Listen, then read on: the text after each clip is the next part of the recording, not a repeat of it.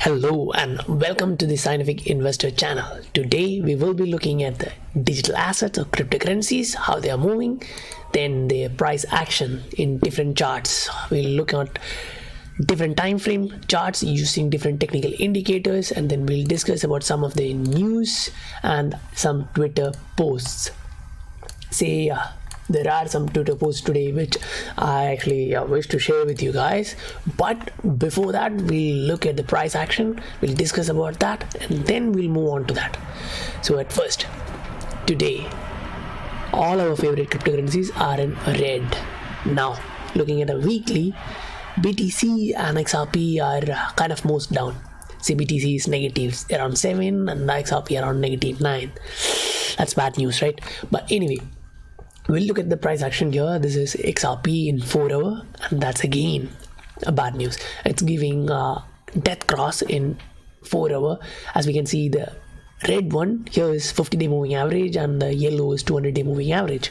At the same time, we can see the MACD is kind of bouncing. That's a bit of positive news, but it should be an area of caution here, because as we can see, the price can move further low, because in the previous video we actually talked about a trend line support being formed, but now we can see that it's broken and retested and went down. So if you actually want to look whether the shorter time frame moving average is closely following, whether we are above that or below, this is now 10-day moving average and we are below that. So if we put another like 20, it will be the same. Now we are below the 20, 50 and 200-day moving average. Now if we have to move up, all of them will act as a resistance. Now zooming a bit out and looking at 12-hour time frame, we can again validate that the trend line has been broken and we are below that. So now we are looking for another support. Now in this particular area we can see support here. Previously resistance, now turned as support, or acting as a support, at least for the time being. So in this area, if we can manage to consolidate here, then we can slowly move up high. But in 12 hour, as we can see, the 200-day moving average has been breached and now it is acting as a resistance. So in order to look at that, we just zoom in even a bit more and look at it on a daily chart. Now we can see that 50-day moving averages has been breached and it's below that. Now all of them are acting as a resistance. That is again a bad news for XRP. But the rounded bottom is kind of getting confirmed, and I'm not sure whether we'll get another touch if we connect this. And again, now this is just a rough, right? But if you are connecting this, it will be somewhere here. Anyway, now we'll move on to a chart of XLM, that's Stellar USD. Looking at that, as we talked about in our previous video, now we'll change the chart into a log scale. Now we can see that the trend line resistance, we are near that, and the 200-day moving average is also at the trend line resistance, so it can act as a resistance, and that's why we are being rejected from there. So if we manage to break that, I believe we have a lot to move higher. So if someone is actually looking to buy into XLM, I'll say at this price point you can actually wait, because it came down from 0.05 to this price point. So if you are a buyer here, you just wait a bit, and once you get the breakout and a retest, you can go into that.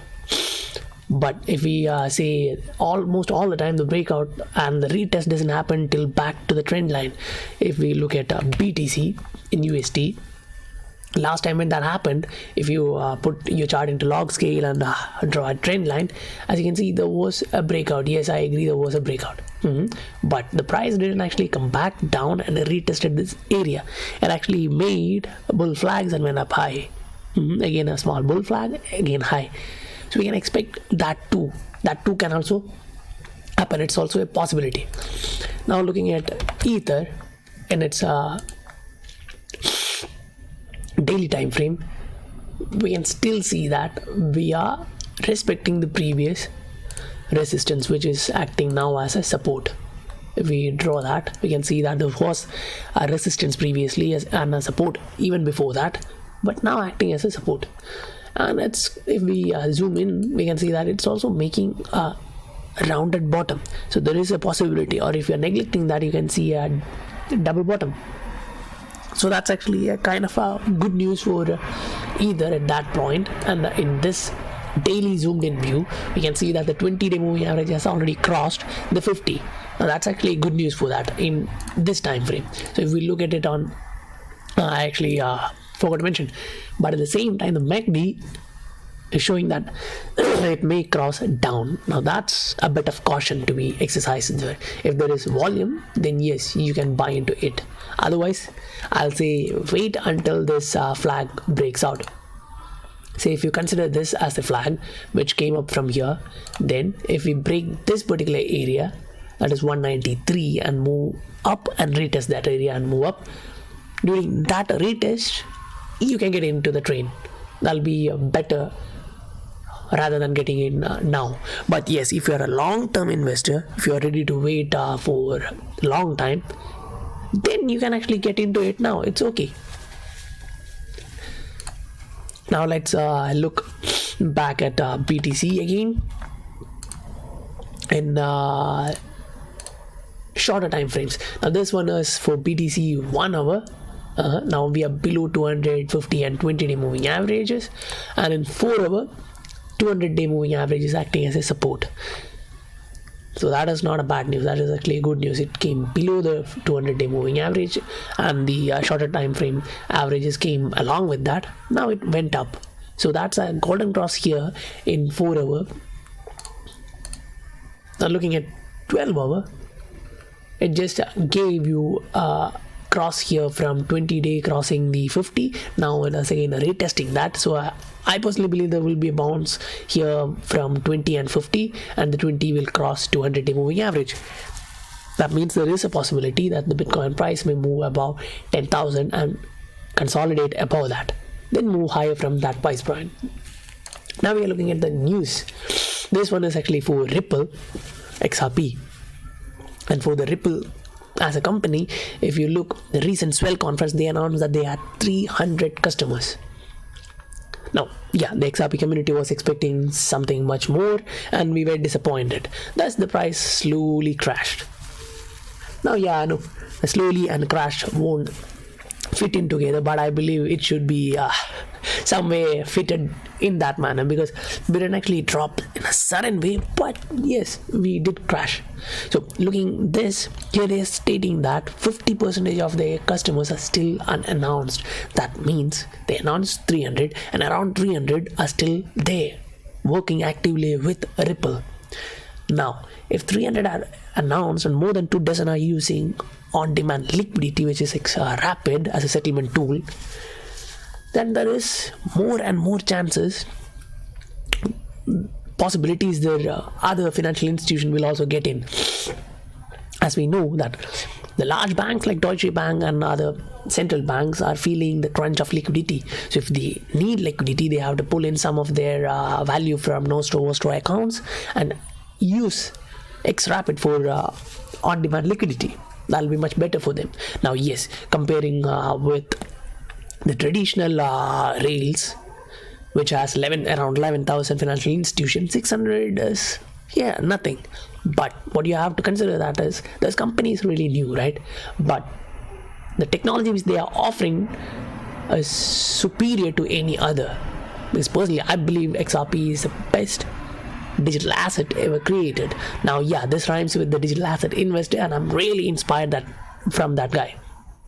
Okay, now looking at that, if we are moving in the same pace, say in a couple of years we will be around 1,000-2,000 customers, or even more, because there will be a tipping point at which you'll say, I'm losing my customer, I can't give the customer a proper value, the proper speed, I'm losing my money if I'm doing so.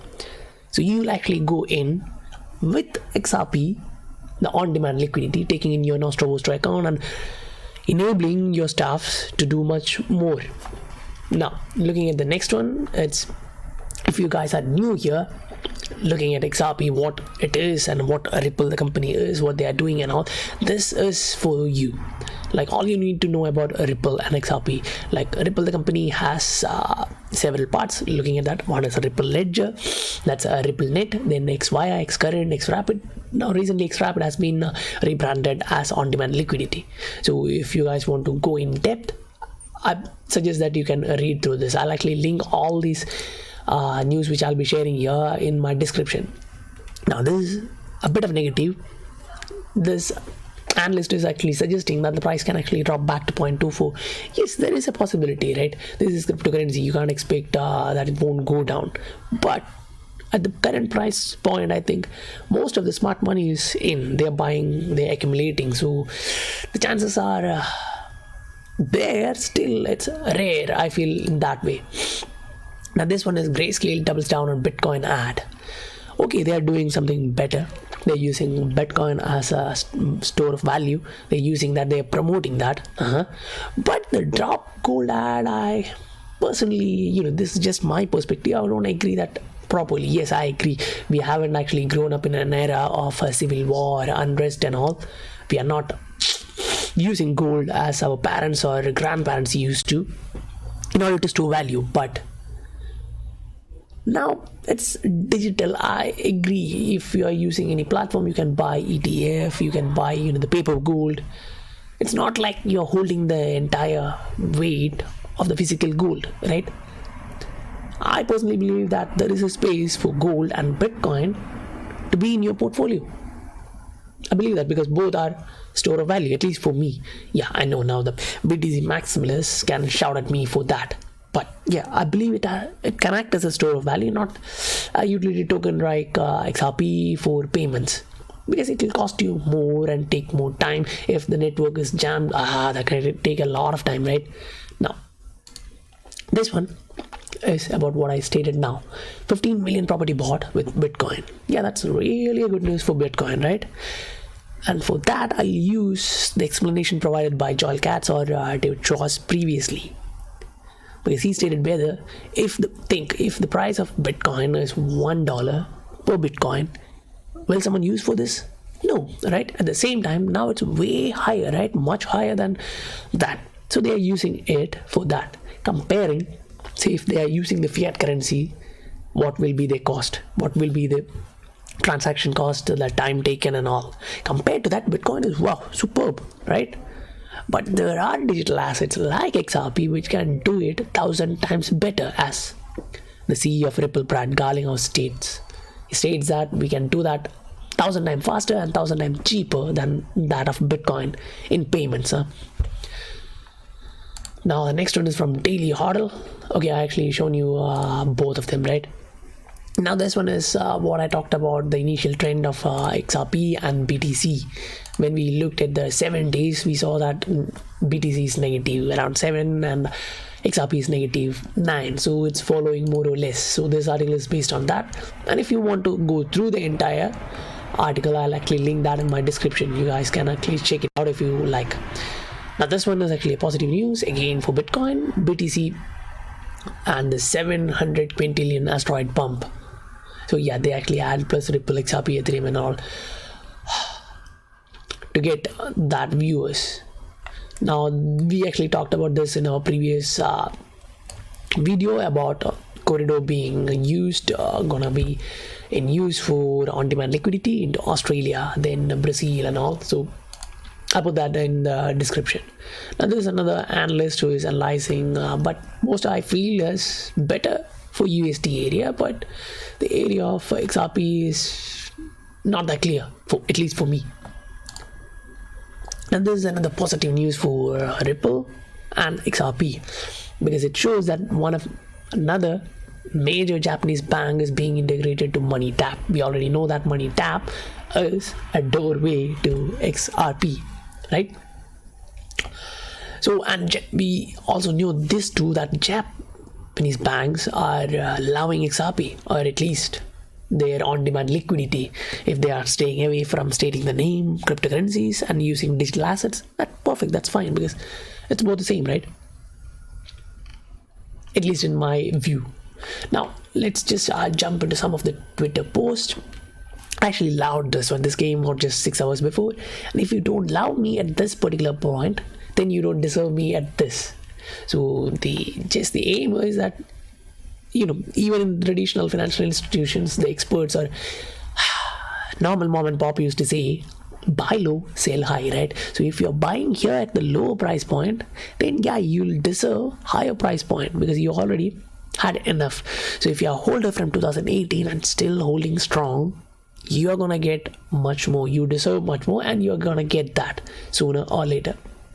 Now, moving on to the next one. This is from XRP Research Center, and it's showing that B1X gate revealed. If you guys want to read that through, I'll actually put that in. It's actually tagged XRP Ledger and Internet of Value. More use cases coming out every week. We have a lot of positive news looking at Ripple the company and XRP the digital asset. Now this one is actually interesting, and yeah, I have seen this previously, but the time frame shown here is interesting, from 2020 to 2025. And everywhere the Interledger protocol will be a standard, and if you want to transfer your value, at least in that area, to transfer from one walled garden to another, say one central bank is having their own token and another one having their own, they have to anyway interchange the value, right? In our previous video, we just stated that one of the previous central bank governors, Raghuram Rajan, was stating that central banks are going to come up with their own tokens, but anyway they have to exchange that, right? They need a bridge asset, and he states the name of XRP in front of all those people because you have to remember what his position was and who he is talking to. When guys like them are talking, people will listen. So with that, I'm going to end my video here, and as I stated previously, I'll be linking all these articles in my description. If you guys want to go through that, you guys can. Now, if you like the content which I'm providing on a daily basis, please do support the channel by liking and subscribing to the channel, and continue watching this channel. Tomorrow I'm going to come up with a new video with a lot of new news and analysis of cryptocurrencies on a daily basis. So see you on my next video.